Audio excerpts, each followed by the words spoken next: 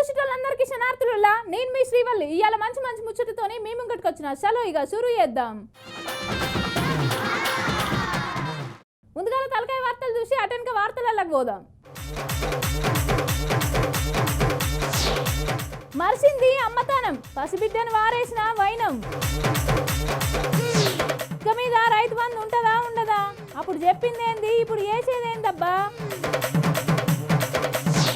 బడి పిల్లల మీద లైంగిక వేధింపులు, పంచాయతీకి దిగిన తల్లిదండ్రులు. కొండా సురేఖకు కౌంటర్ ఇచ్చిన ఆర్ఎస్, మాకు సంబంధం లేదని అంటా బీఆర్ఎస్. జనతా గ్యారేజీకి పోతున్న మల్లయ్య మామ.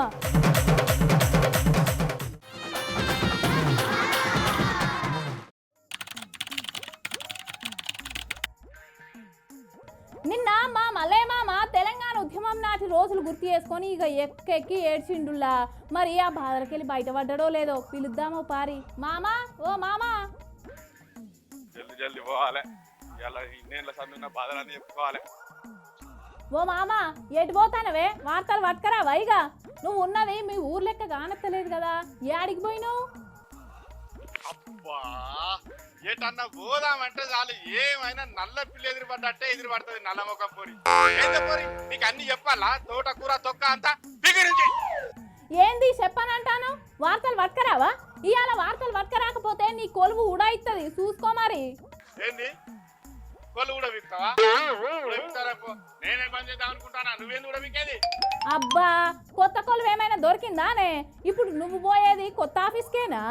కొత్త కొలువు లేదు, నా లొట్ట పీసు లేదు. నేను హైదరాబాద్ కి వచ్చిన జనతా గ్యారేజ్ పోతానా. ఓ మామా నీ భూమి పంచాయతీలు ఏమన్నా ఉంటే ఊళ్ళే పెద్ద మనుషుల దగ్గర చేసుకోవాలి కానీ హైదరాబాద్కి ఎందుకు పోయినవే నువ్వు? అసలు జనతా గ్యారేజ్ అనేది నిజంగా ఉండదే మామ, సినిమాలలోనే అట్లుంటాయి. అరే గాయదు ముఖం పోరి నీకెవరికనే హైదరాబాద్ లా జనతా గ్యారేజ్ ఉన్నది. రాష్ట్రంలో ఎవ్వరికేం బాధలున్నా అక్కడ చెప్పుకుంటే తీరుతాయన్నట్టు. అక్కడ ప్రజల బాధలు ఇనేది కూడా చిన్న చిత్తక వ్యక్తులు కాదు, మా అన్న కేటీఆర్. ఓ మామా కేటీఆర్ ఉండేది జనతా గ్యారేజ్ కాదే, తెలంగాణ భవను. అరే నాకు గా మాత్రం ఎరకలేదా నెప్పొల్లా? నిన్న దీక్షా దివస్ సందర్భంగా మా రామన్న తెలంగాణ భవన్ లో మాట్లాడుకుంటా ఇంకా నుంచి తెలంగాణ భవన్ తెలంగాణ జనతా గ్యారేజ్ అనుకోండి 24 గంటలు తలుపులు తెరిచే ఉంటాయి. రాష్ట్రంలో నలుమూలల నుండి ఏ అక్కకైనా చెల్లెకైనా ఏ అన్నకైనా తమ్మునికైనా ఏ వర్గానికైనా ఏ బాధలున్నా మీరు ఇక్కడికి రాండి, మిమ్మల్ని మేము ఆదుకుంటామని అన్నాడు. అందుకే హైదరాబాద్ కి వచ్చిన. అయినా కేటీఆర్ కు కేసీఆర్ కు చెప్పుకునేంత పెద్ద కష్టాలు నీకేమున్నాయా మామ? నాకు వ్యక్తిగత బాధలు ఏముంటాయో పోరి, అయినా ఉన్నా కూడా నా వ్యక్తిగత బాధలు గాలకెందుకు చెప్పుకుంటా? మరెందుకు పోతాను? కేసీఆర్ సారు ముఖ్యమంత్రి ఉన్న సమయంలో మా పార్టీ ఎమ్మెల్యేలు ఏ పనికి ఎంత లంచం తీసుకున్నారు, దళిత బంధు కింద పర్సెంటేజ్ ఎంత తీసుకున్నారు, దళితుల పేర్ల మీద బినామీగా లోన్లు ఎన్ని తీసుకున్నారు, ఎవరెవరు ఎక్కడెంత కబ్జా చేసిండ్రు, వేరే పార్టీలకు వచ్చిన ఎమ్మెల్యేలు ఉద్యమకారులను ఎట్లా ఇబ్బంది పెట్టిండ్రు అనేది మా పార్టీ అధికారంలో ఉన్నప్పుడు మా పార్టీ నాయకులు ఎమ్మెల్యేలు చేసిన లత్తకోరు పనులన్నీ మా పెద్దసారి చెప్తా. అన్ని ఆధారాలు పట్టుకొని వచ్చిన. మామ నీకు వయసు పెరిగింది కానీ గింత కూడా బాలకాలి పోలేదే. మరి లేకపోతే ఏందే? మీ పెద్ద సారే తెలంగాణ భవన్ లో మీటింగ్ పెట్టి దళిత బంధు స్కీమ్ లో ఒక్కొక్క ఎమ్మెల్యే 2 లక్షల వరకు లంచం తీసుకున్నాడని ఆనాడే చెప్పిండు కదా, యాదేదా నీకు? సార్కు కాదు ఒక్కటే తెలిసింది కాబట్టి అప్పుడు ఒక్కదాని గురించే మాట్లాడిండు. ఇప్పుడు ఇవన్నీ తెలియదు కదా, చెప్దామని పోతానా? ఇక గంత చిన్న ముచ్చట కూడా మీ సార్కు తెలిసిందంటే ఇక రాష్ట్రంలో జరిగిన దందా అంత తెలియదని ఎట్లా అనుకుంటావు చెప్పు నువ్వు? అంటే మా సార్కు అన్ని తెలిసే జరిగినాయి అంటవా? మరి గాయత మాత్రం దానికి తెలంగాణ భవన్ జనతా గ్యారేజీ కాడ నుంచి ఏ బాధలున్నా చెప్పుకోనని నువ్వు చెప్పినట్టు. మీ రామన్న చెప్పింది షై పార్టీ సర్కారోళ్ళ వల్ల ఏమన్నా ఇబ్బందులు ఎదురైతే అన్నట్టు. రైతు భరోసా రాకున్నా, రుణమాఫీ కాకున్నా, హైడ్రాల మీ ఇల్లు గూలగొట్టినా చెప్పుకోవాలి. అంతేగాని మీ పార్టీ నాయకుల ద్వారా జరిగే ఇబ్బందులు చెప్పుకొని కాదే మామ. ఆహా పక్క పార్టీలు గిల్లితే చెప్పాలి గంతేగాని సొంత పార్టీలు గిల్లితే గిల్లిపించుకోవాలన్నట్టు. అంటే వీళ్ళు మోసం చేస్తే వాళ్ళకి చెప్పాలి, వాళ్ళు మోసం చేస్తే వీళ్ళకి చెప్పలేనా ప్రజలకి? ఏం చేయలేరు అనుకుంటారా? చూస్తాం చూస్తాం వీళ్ళవి వాళ్ళవి ఆగడాలు ఇంకెన్ని రోజులు నడుతాయో చూస్తాం. నిన్ననేమో 24/7 జనతా గ్యారేజ్ తలుపులు తెరుచుకొనే ఉంటాయి అని మందిలో చెప్పిండు. రాజకీయాల నుంచి కొన్ని రోజులు రెస్ట్ తీసుకుంటా అని ఇవాళ పొద్దుగాలనే పిట్టగుట్ల గదేనుల్లా ఎక్స్లో పోస్ట్ పెట్టిన ముచ్చట ఇంకా మా మామకు తెలియదు. మరి గా గ్యాప్ల కేసులలో ఇరుక్కోకుండా ఏం చేయాలి అని ప్లాన్ చేసుకుంటుండు కావచ్చు కేటీఆర్ అన్న. ఈనాడు మా పోరగాళ్ళకు గురుకులాల సఖ తిండే పెడతలేరులా, దినాము ఆడోతాన ఈడోతాన ఫుడ్ పాయిజన్ అయితేనే ఉన్నది అని అవిటిని దొరకబట్టే పని మీద కమిటీలను వేసిర్రు సర్కారోళ్ళు. అయితే బీఆర్ఎస్ ఏమో వారం రోజులు గురుకులాల బాట కార్యక్రమం పెట్టుకున్నారు. ఇట్లా ఎవ్వరి పనాలు చేస్తుండగా ఇగో గీళ్ళు చూడు ఏం చేస్తారో.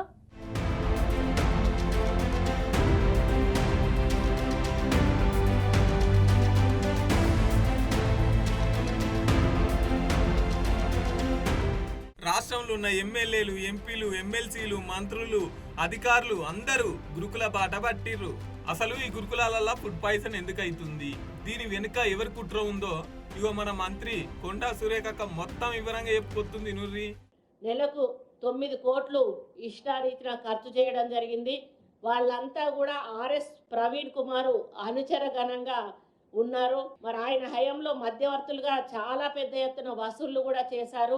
సంఘటనలన్నిటికీ కూడా కారణం ఆర్ఎస్ ప్రవీణ్ కుమార్ హస్తం ఉందని చెప్పి నేను నమ్ముతా ఉన్నాను. ఎందుకంటే ఆయనకు అన్ని హాస్టల్స్లో కూడా ఆయన అనుచరగణం ఉన్నది. కొంతమంది ఆయన వర్గాలను ఏర్పాటు చేసుకున్నాడు. కావాలని ఇటువంటి ఇష్యూలను క్రియేట్ చేసి ప్రభుత్వాన్ని బద్నాం చేసేటువంటి ఒక ప్రణాళిక ఈయన ద్వారా నడిపిస్తూ ఉన్నారు టీఆర్ఎస్. కేవలం టీఆర్ఎస్ బీఆర్ఎస్ అధికారంలో ఉన్నప్పుడు ప్రవీణ్ దాని సెక్రటరీగా ఉన్నప్పుడు మాత్రం జరిగింది. ఆయన తర్వాత కూడా వీళ్ళు ఎప్పుడు కూడా ఈ గురుకుల పాఠశాలను పట్టించుకోలేదు. మరి ఒక మాఫియా నడిపాడు ఆ రోజు ఆర్ఎస్ ప్రవీణ్ కుమారు.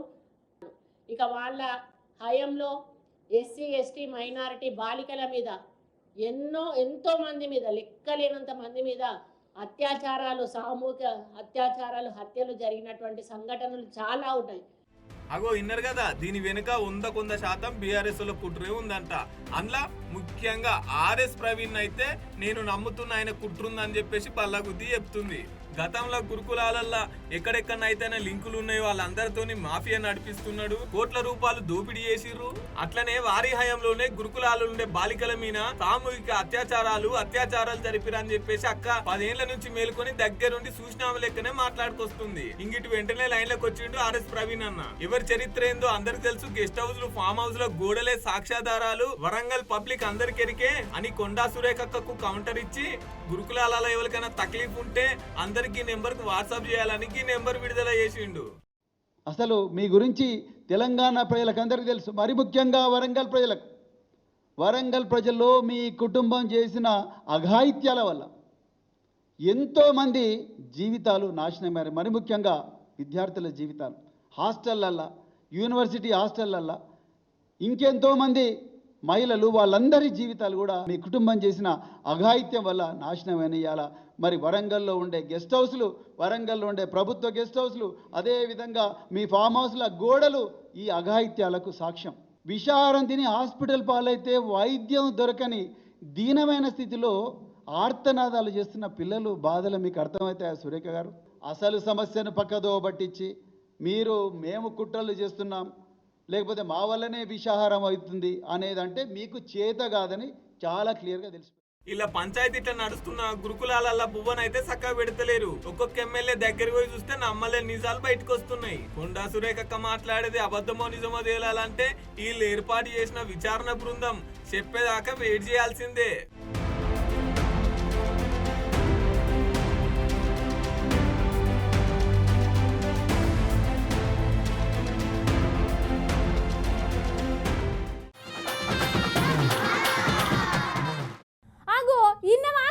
రైతు బంధు ఎత్తేసే పని మీద ఉన్నదట కదా సర్కారు. ఉషల్లే తుమ్మల సార్ మాట్లాడిన మాటలు చూస్తే నాకు కూడా గట్నే అనిపిస్తుంది. ఇగో గిట్లా మాట్లాడుకుంటాన్రు ఊళ్ళల్లో రైతు బంధు ఉంటుందో ఉండదో అని. ఎందుకంటే పంటలల్లో లాభం లేకపోయినా ఇంత ఆసరయ్యే పథకం ఇది. ఇక అసలు ముచ్చట చెప్పకుండా రైతు బంధు ఉంటుందో ఉండదో అని అంటుంది ఏంది అని అనుకుంటారా? అయితే గీ వీడియో చూడురి పూరాగా.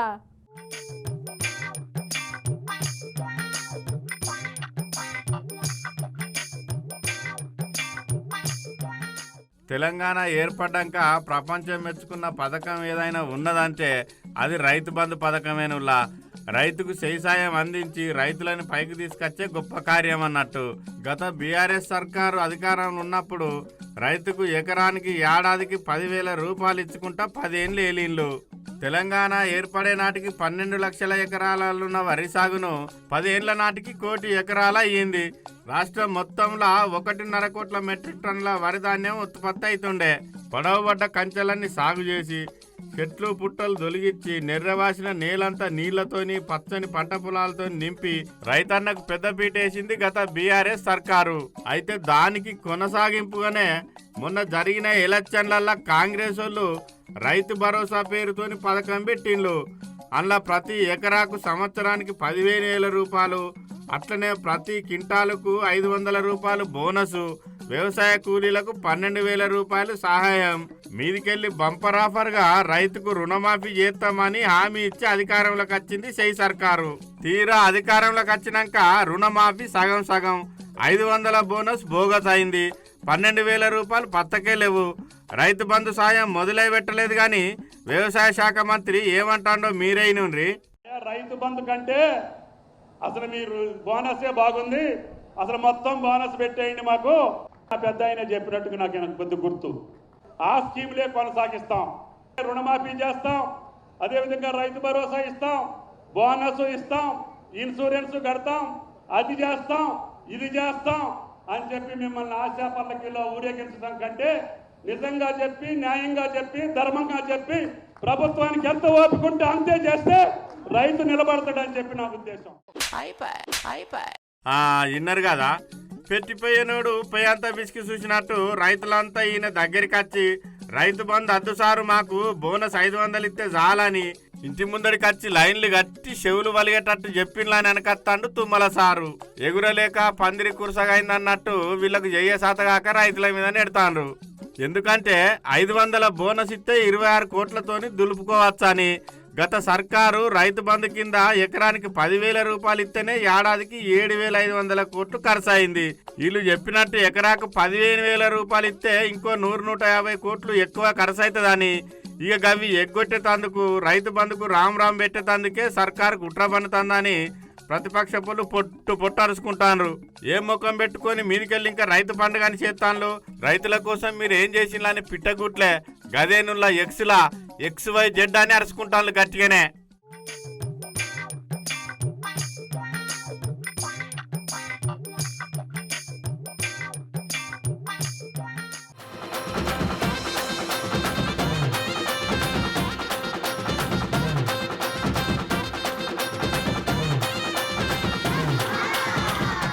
అప్పుడప్పుడు గసంటోళ్ళని చూస్తే ఇక మస్తు కోపం వస్తుందబ్బా. పిల్లలకు ఏమైనా దెబ్బ తాకితేనే మన పానం అంతా తల్లడిల్లిపోతూ ఉంటుంది. అసొంటిది 9 నెలలు మోసి కానీ అట్లెట్లా వదిలిపెట్టిపోవాలి అని అనిపిస్తా చెప్పురి. అసలు మనసు ఎట్లా రావచ్చు? కన్న కడుపు పంట అన్న కనికరం లేకుండా మానవత్వాన్ని మరిచి ఎంత పని చేసిరో చూడుర్రి. ఇంతకీ ముచ్చటేంది అని అనుకుంటారా? చూడుర్రో పారి.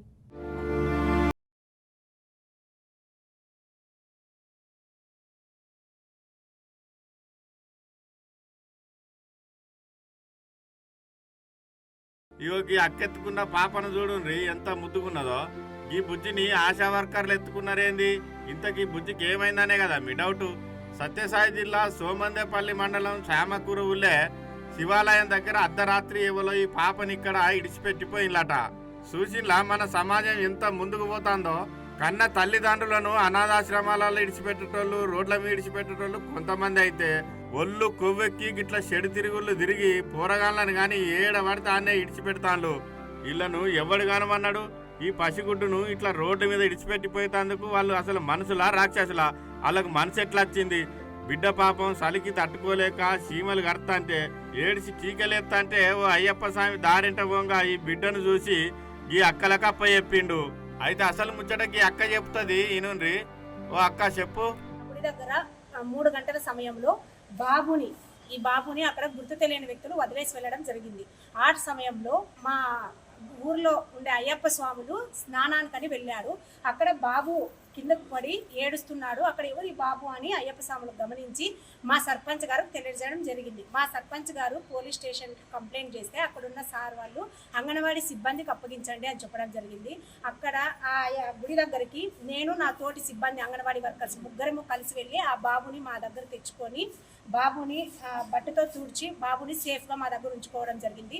తర్వాత మా ఐసీడీఎస్ సిబ్బంది సూపర్వైజర్, సిడిపిఓ, మహిళా పోలీస్కి, ఏఎన్ఎంస్కి అలానే చైల్డ్ హెల్ప్ లైన్ కూడా కాల్ చేస్తే హిందూపూర్ తీసుకెళ్ళి అక్కడ బాబు హెల్త్ ఎలా ఉంది అని చెకప్ చేయించి తర్వాత పుట్టపర్తికి ఉన్న శిశు గృహానికి అప్పగించాల్సిందిగా మాకు తెలియజేసినారు. అగో విన్నారు కదా, ఈ బిడ్డను దవాఖానకు తీసుకుపోయి తానం పోసి పరీక్షలన్నీ చేపించినాక పోలీసు వాళ్ళకు అధికారులకు అందరికీ చెప్పి ఈ బిడ్డను పుట్టపర్తిలున్న శిశు విహారకు అందజేస్తామని అనుకత్తాన్లు. ఎవరు చేసిన పాపమో గాని రేపల్లా ఈ పిల్ల భవిష్యత్తు ఏం కావాలి? పెరిగి పెద్దదైనాక బడికి పోయినప్పుడు పిల్లలతో ఆడుకునేటప్పుడు మీ అమ్మ నాన్న ఇవ్వాలంటే ఈ బిడ్డ ఈ సమాధానం చెప్పలేక ఎంత తల్లడిల్లిపోతుందో కదా. ఇప్పటికే దేశంలో అనాథాశ్రమాలు, వృద్ధాశ్రమాలు పెరిగిపోతున్నాయంటే మనుషుల ప్రేమ ఎంత తగ్గుతుందో చూడండి. మనిషిని మనిషిగా చూడలేని సమాజంలో బతుకుతున్నాం. తుప్పల్లా పుట్టిన ప్రేమకు తుప్పల్లా చెత్త కుండీలలో దొరికే ఇటువంటి చిన్నపిల్లలు, శిశువులు ఎంతమందో. మన భారతదేశాన్ని మాతగా, అమ్మగా, స్త్రీగా పోల్చి పిలుచుకుంటాం. దేవుని కంటే గొప్పది తల్లి ప్రేమ అంటారు. కానీ ఈ బిడ్డనికి ఇక్కడికి ఇట్లా ఇడిచిపెట్టిన తల్లిని ఏమనాలే? ఓ దిక్కు స్త్రీ పురుష సమానత్వం కోసం పోరాడుతూ సామ్రాజ్యవాద, భూస్వామ్య, బ్రాహ్మణీయ సంస్కృతికి వ్యతిరేకంగా పోరాడుతుంటే, పితృస్వామ్యానికి, లైంగిక వేధింపులకు, వరకట్నాలకు వ్యతిరేకంగా ఎంతో మంది మహిళలు పోరాడుతుంటే వాళ్లకు మచ్చ తెచ్చే విధంగా అక్కడక్కడ గిసొంటి సంఘటనలు కానత్తనే ఉన్నాయి. ప్రేమ ఉన్నతమైనది, కానీ అమ్మతనం అంతకంటే గొప్పది. కాబట్టి ఇసొంటి తప్పుడు పనులు చేసే యువతి యువకులారా, మీరు చేసే తప్పులకు ఇంకొకరి జీవితాన్ని బలి చేయకండి.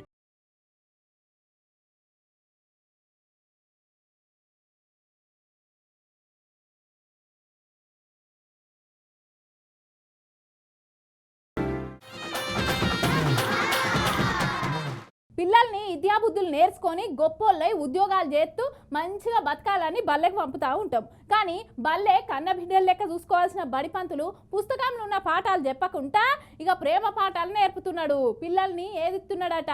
మరి గంత గొప్ప పనులు చేసే మోతవారు ఎవ్వరు అని అనుకుంటురులే. అది ఏడ జరిగింది తెలుసుకోవాలని ఉన్నది కదా. వీడియో చూసేయ్రి.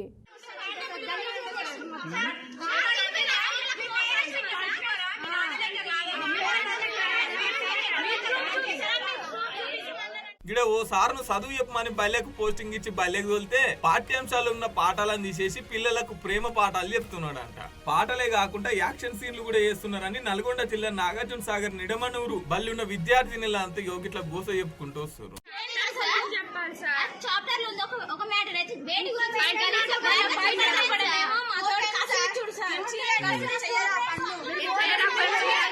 ఆయన సోషల్ సబ్జెక్టు బోధించమంటే సైన్స్ సబ్జెక్టు బోధిస్తుండు. ఇంతమంది పిల్లల ఉసురు పోసుకుంటున్నగా ఉత్తమ ఉపాధ్యాయుని పేరు ఆంజనేయులంట. సర్కారు నెలకు జీతం ఇచ్చి బల్లె పోయి పిల్లలకు చదువు చెప్పమంటే ఇగో పిల్లలందరినీ గిట్ల వేధిస్తున్నాడంట. అందుకనే పిల్లల తల్లిదండ్రులు ఇలా పంచాయతీకి దిగిరు. బల్లె ఆ రాయరంకులోడు ఈ పిల్లల్ని ఎట్లా వేధిస్తున్నాడో ఇగో వీళ్ళే చెప్తారు. ఇనురి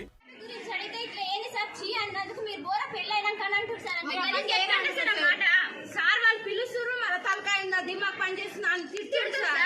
మనం డేట్ తప్పుడు పడ్డదని పోతే ఎందుకు వచ్చిన తిక్కరమే మెంటల్ అని తిట్టిరండి. అవ్వా అవ్వా అవ్వా అవ్వా అవ్వా ఎటు పోతుంది ఈ సమాజం? కన్న తండ్రి లెక్క పిల్లలకు పాఠాలు నేర్పి విద్యా బుద్ధులు నేర్పి రేపు సమాజంలో గొప్ప ప్రయోజకురాలుగా తీర్చిదిద్దే సారే గిసొంటి అనకూడని మాటలు డేటింగ్ యాప్ల గురించి, ప్రెగ్నెంట్ల గురించి, లవ్ స్టోరీల గురించి పుట్టుమచ్చలు చూపి అనుకుంటా అమ్మాయిలను వెనుక నుంచి టచ్ చేస్తుందట. సరస్వతి నిలయాలలో కూడా ఆడపిల్లలకు రక్షణ లేదంటే ఇంకేడుంటది చెప్పురి? చెడు తొవ్వలు తొక్కకుండా కాపాడాల్సిన సారే చెడు తొవ్వలు తొక్కుతుండంటే ఏమనాలి? నేను పోలీసు వాళ్ళు ఎమ్మటే సుమాటోగా ఈ కేసును తీసుకొని వాడి ఏడున్నా దొరకబట్టి లోపలేయాలని కోరుతున్నారు ఈ ముచ్చట తెలిసిన పబ్లిక్. మీకోసం వైరల్ న్యూస్లు పట్టుకొచ్చిన చూసేయండి.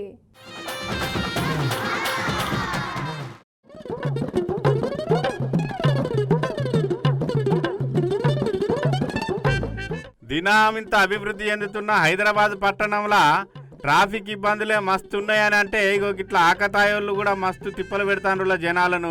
రకరకాల కొత్త మోడల్లో బండ్లు వేసుకొని వచ్చి ట్రాఫిక్ లోనే జనాల నడుమ స్టంట్లు చేసుకుంటా ప్రజలను ఇబ్బంది పెట్టేటోళ్ళు కొంతమంది అయితే ఇగో ఇంకో రకం ఆకతాయిలు అన్నట్టు బండ్లకు కంపెనీతో వచ్చిన సైలెన్సర్లు ఊడవీకి మాడిఫై సైలెన్సర్లు వెత్తి అందులోకెళ్ళి చటక్ చటక్ డమేల్ డమేల్ అని సప్పుడొచ్చే విధంగా ట్రాఫిక్ లో కట్లు కొట్టుకుంటూ పోయి జనాలను ఇబ్బంది పెడతాండ్రులా.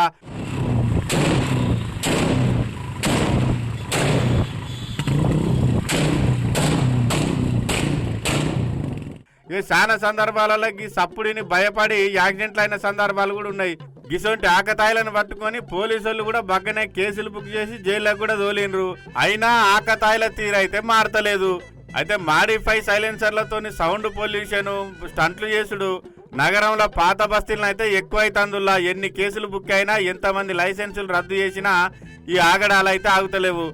ఈ ఆకతాయిలు ఎన్నడు మారుతారో ఎట్లా మారుతారో తెలియదు కానీ ఇక వీళ్ళతోనైతే ప్రజలకైతే మస్తు ఇబ్బంది అవుతుందిలా.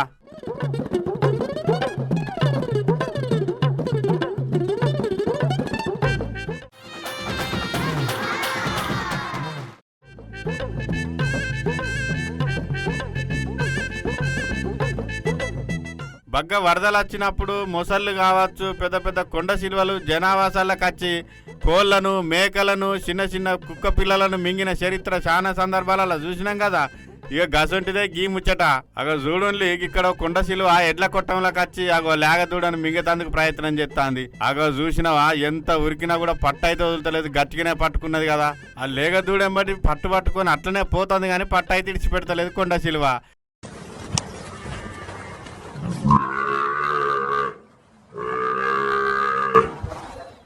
కొండ శిలువ నోరు ఉన్నదేమో గింత అంతా, లేగదూడేమో గంతున్నది. దాన్ని ఎట్లా మింగుతాను అనుకొని పట్టుకొని పోతుంది కదా దాని బడి.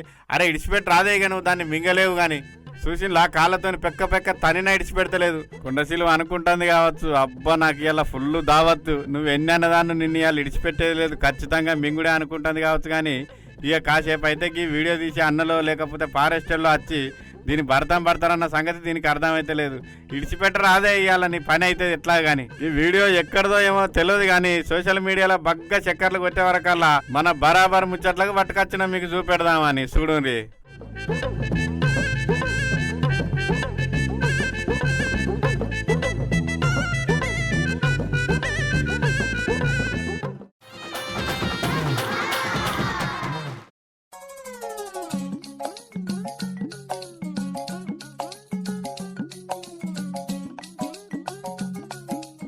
ఇప్పుడు నడిచేదంతా సోషల్ మీడియా జమానా ఏరుకున్నదే కదా.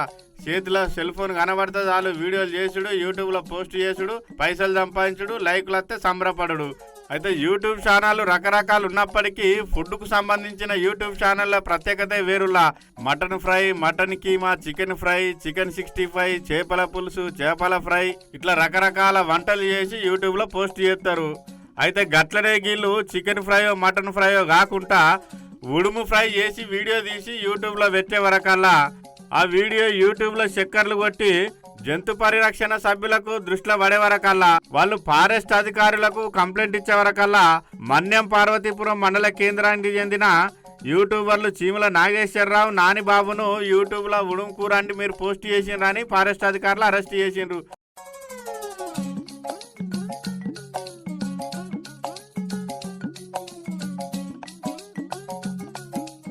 యూట్యూబ్లో వంటల వీడియోలు పెట్టే యూట్యూబర్లు చికెన్ తోని, మటన్ తోని, చేపలతోని వంటలు చేసి పోస్ట్ చేయాలి కానీ ఇట్లా అటవీ జంతువులను, అటవీ పక్షులను పట్టుకొని వంటలు చేసి పెట్టిననుకో యూట్యూబ్లో వచ్చే లైకులేమో పైసలేమో కానీ జైలుకు పోవాల్సి వస్తుంది. చూసుకొని మరి యూట్యూబర్లు.